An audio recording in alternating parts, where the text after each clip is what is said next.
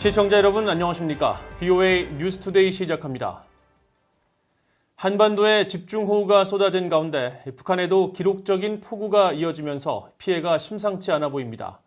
북한은 피해 상황을 공개하지 않고 있는데 국제단체는 이번 홍수로 지금까지 22명이 숨지고 4명이 실종됐다는 북한의 중간 집계를 보고받은 것으로 전해져 실제 피해는 더 클 것으로 예상됩니다. 첫 소식 안소영 기자가 보도합니다. 한반도에 집중호우가 이어지면서 기록적인 폭우로 인한 북한 내 인명피해가 큰 것으로 전해졌습니다. 국제적십자연맹 IFRC가 지난주 북한에 쏟아진 집중호우로 지금까지 22명이 숨지고 4명이 실종됐다고 밝혔습니다.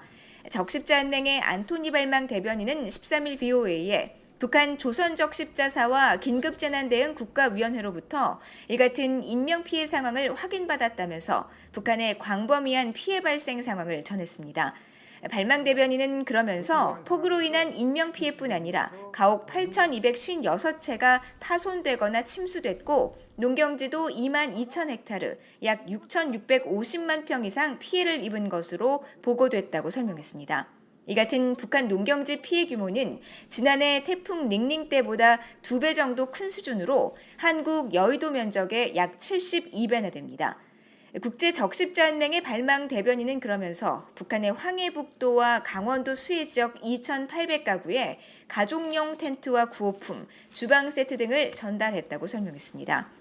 앞서 북한에는 지난 1일부터 연일 폭우가 이어졌는데 북한 기상당국은 열흘 동안 평양 지역에 290mm 이상, 일부 지역에서는 지난주 845mm의 비가 쏟아지는 등 기상관측 이후 가장 많은 비가 내렸다고 전해 최악의 홍수로 기록됐던 2007년보다 심각한 상황인 것으로 알려졌습니다.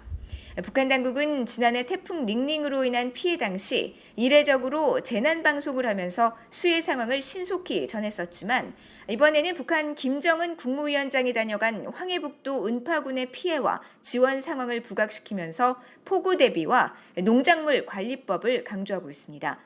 탈북민 출신인 조충희 굿파머스 연구소장은 은파군보다 더 생산량이 많은 평안남도 곡창지대 또한 홍수 피해가 심각한 것으로 파악하고 있다고 말했습니다.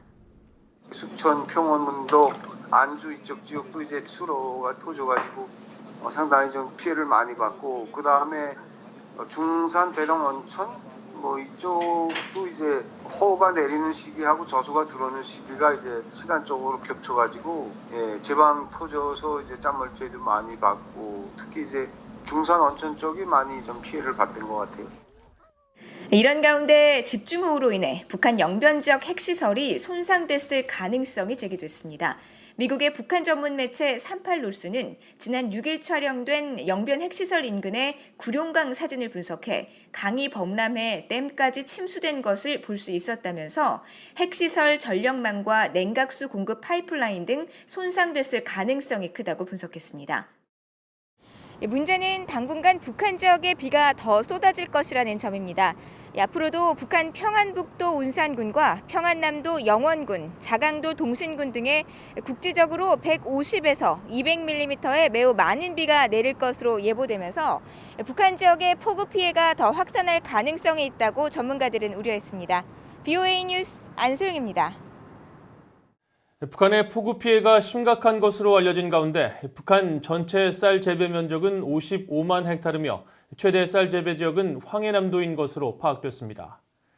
한국통계청이 최근 발간한 영문 보고서에 따르면 지난해 북한을 촬영한 위성 영상을 원격 탐사를 통해 분석한 결과 북한 12개 시도를 합쳐 벼 재배 지역은 55만 7천 헥타르로 파악됐습니다. 이는 지난해 73만 헥타르를 기록한 한국 벼 재배 지역의 76%에 달하는 수준입니다.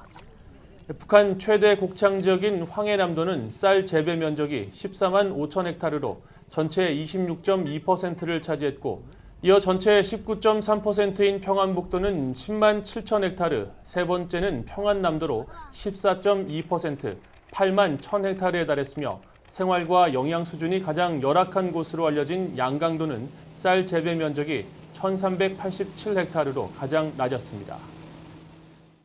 미국에서는 오는 11월 대통령 선거와 동시에 상하원 의원 선거가 치러집니다. 공화당과 민주당은 외교 정책을 비롯해 정부 고위직 인준을 좌우하는 상원 장악을 놓고 치열한 대결을 펼치고 있는데 공화당의 코리 가드너 상원 의원 등 한반도 외교 안보 정책에 큰 영향력을 행사했던 의원들의 재선 여부가 주목되고 있습니다. 이조은 기자가 보도합니다.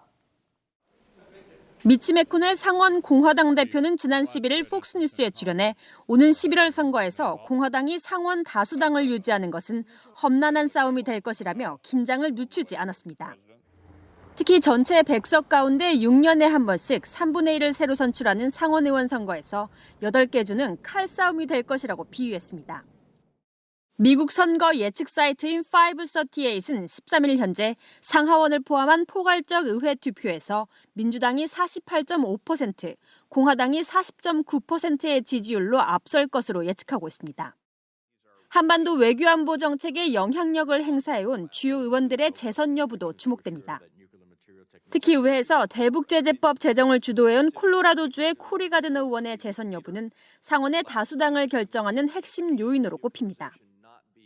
가드너 의원은 현재 여러 여론조사에서 상대 후보인 민주당의 존 히켄루포 전 콜로라도 주지사에 밀리는 양상을 보이고 있습니다.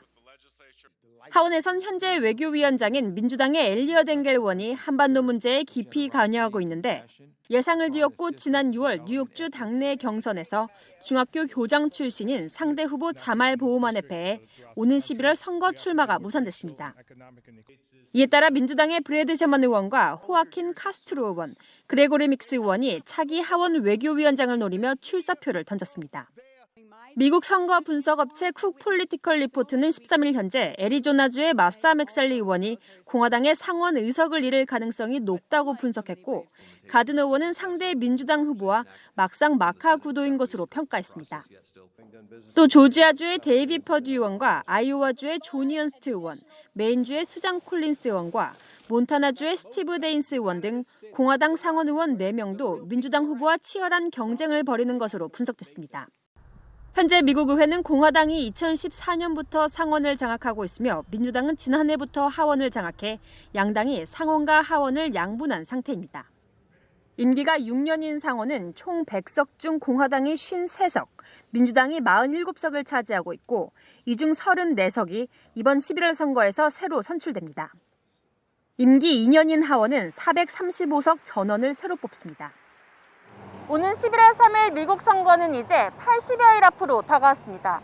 미국 국내 현안은 물론 북한 문제 등 세계 각국의 대외 정책을 결정하는 대통령과 의회 선거에 전 세계인의 이목이 집중되고 있습니다. VA 뉴스 이존입니다. 오는 11월 미국 대통령 선거에서 누가 당선되더라도 차기 미국 정부는 외교와 평화를 우선시해 한반도 정세를 해결해야 한다고 국제 민간단체들이 제언했습니다. 미국의 친우봉사회와 군축협회, 국제여성평화단체 위민크로스 등 13개 민간단체들은 13일 공동성명을 통해 이번 선거로 어떤 대통령이 집권하더라도 차기 미국 정부는 북한과 진전을 이뤄야 할 긴급한 책임을 지게 될 것이라고 주장했습니다. 이들 단체들은 그러면서 차기 행정부가 외교적 해결책을 찾지 못하면 전면적인 전쟁 위기가 고조돼 세계를 위험에 빠뜨릴 수 있다면서 외교와 평화적 해법을 우선적으로 추구하라고 촉구했습니다.